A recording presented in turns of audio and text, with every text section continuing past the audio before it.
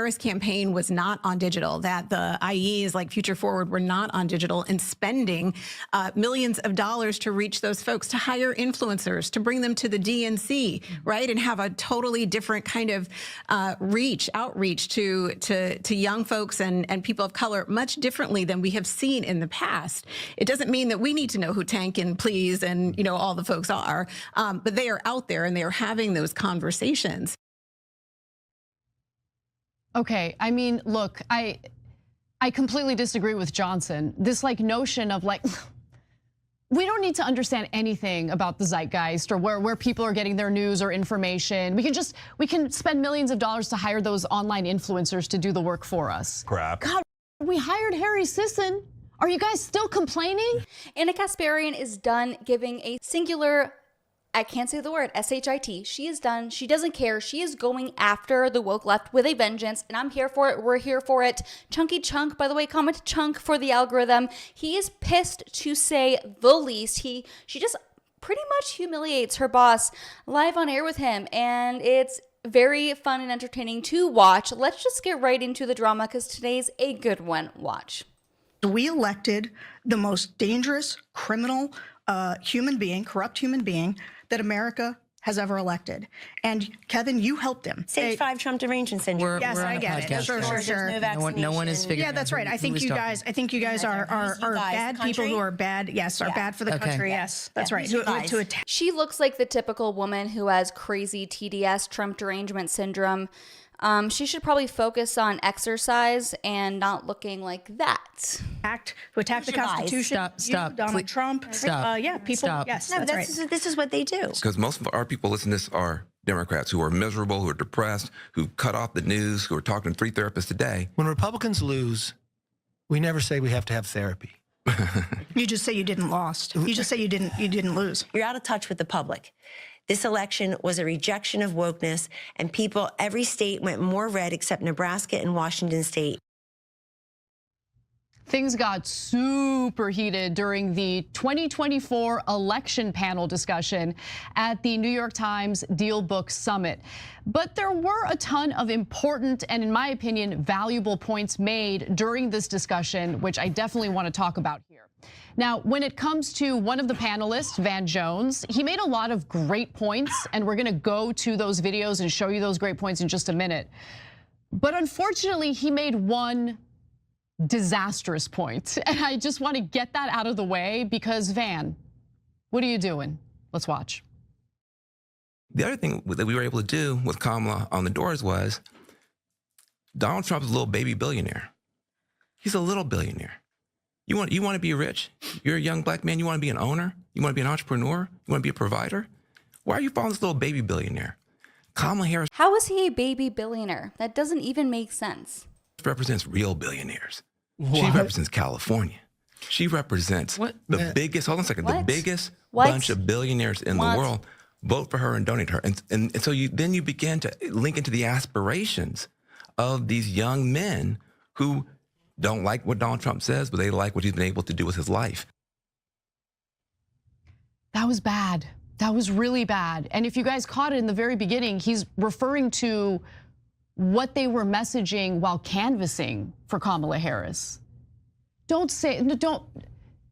don't love billionaires. Okay, that's not what is appealing about Donald Trump, that he's a billionaire, right? What's appealing about Donald Trump is he pretends like he fights against the corruption and the billionaires. Yeah, that was the great irony of Donald Trump and Elon Musk. Yeah. That they're, in my opinion, oftentimes pretending to be populist while they're actually, well, Trump's not even a billionaire, but while they're spectacularly wealthy, right? But the lesson you got out of this election is, let's highlight how much billionaires love the Democratic Party. You could not have learned a more wrong lesson. Literally impossible. The very worst lesson to learn. Absolutely, but I want to be fair to Van Jones because throughout the entire conversation, he was actually making really great points, including what you're about to hear. So just to kind of set this up, Jones was making a point about how there is a disconnect between, young voters who tend to get their information from various platforms versus older voters who usually rely on traditional legacy media outlets.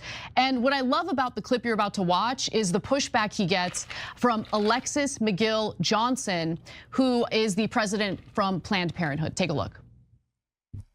I asked myself, I got a teenage son, I asked him, who are the most influential people in the world today? I'm thinking to myself, he's gonna say Barack Obama, Oprah Winfrey, Jay-Z. He says, Kai Cent, Aiden Ross, Jinxie, and Sketch.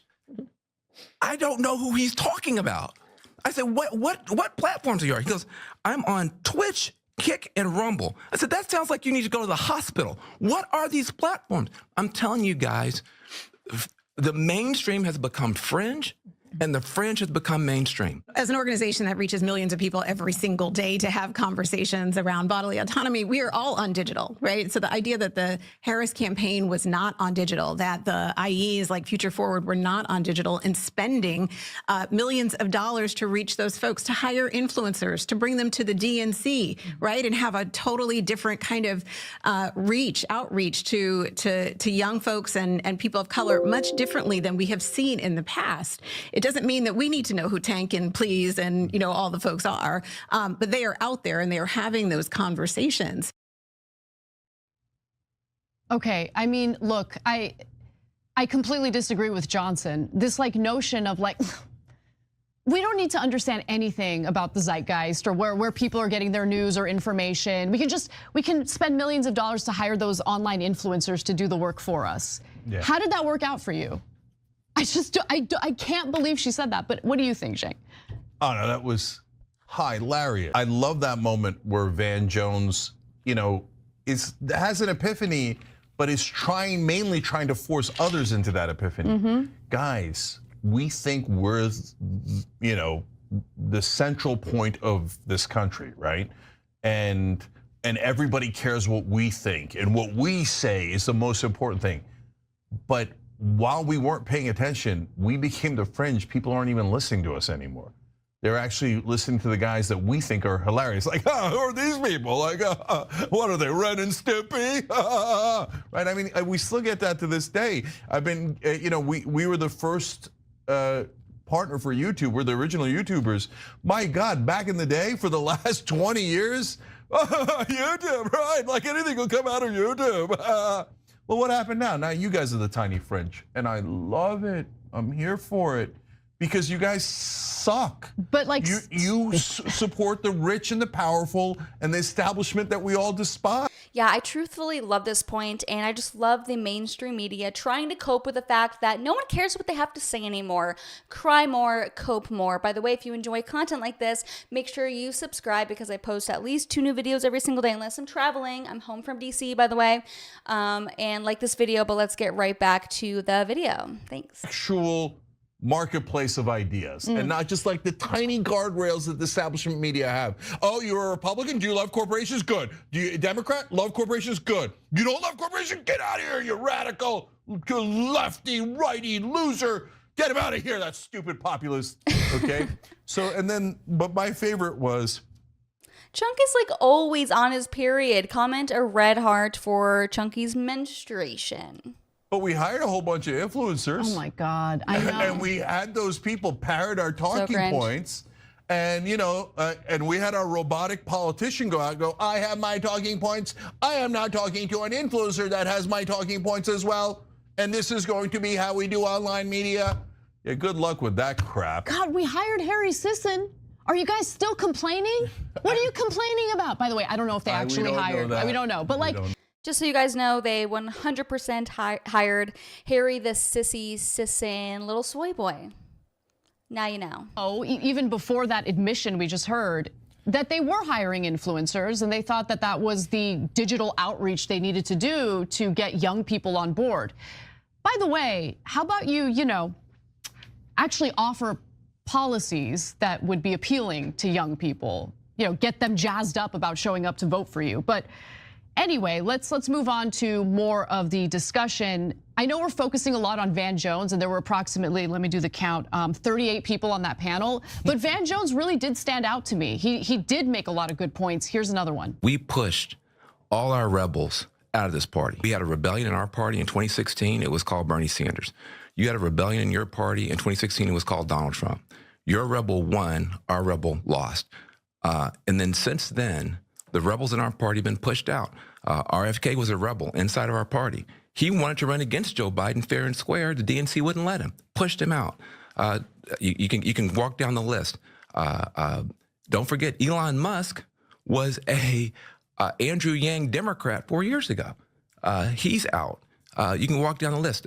Joe Rogan was very favorable toward Michelle Obama. He was a Bernie guy. He's out. So there's something that's happened in this party where the rebels in this party no longer feel like they have a place. And we've got to be able to talk about that stuff honestly. I think he makes a really great point. And, you know, Donald Trump for the right really is a rebellious figure, especially because he took a party that was really known for its neoconservatism and clowned on it. And I think that brought in a lot of people who actually previously voted for Democrats, previously voted for Barack Obama, for instance. Yeah. Or in the case of 2016, I know for a fact that there were individuals who voted for Bernie Sanders in the Democratic primary, saw what they did to Bernie Sanders in the 2016 Democratic primary, and decided to vote for the one other anti-establishment person, and that was Donald Trump. Yeah. So look. Yeah, I mean, she's kind of on point there. The parties don't like these outsiders that come in and shake things up, but we the people, we do. I wonder how long or how much longer do you think Ana Kasparian can last on the Young Turks? Please comment down below. And if you made it to the end of the video, comment an orange heart. Thank you so much for watching. I'll see you guys next time. Bye.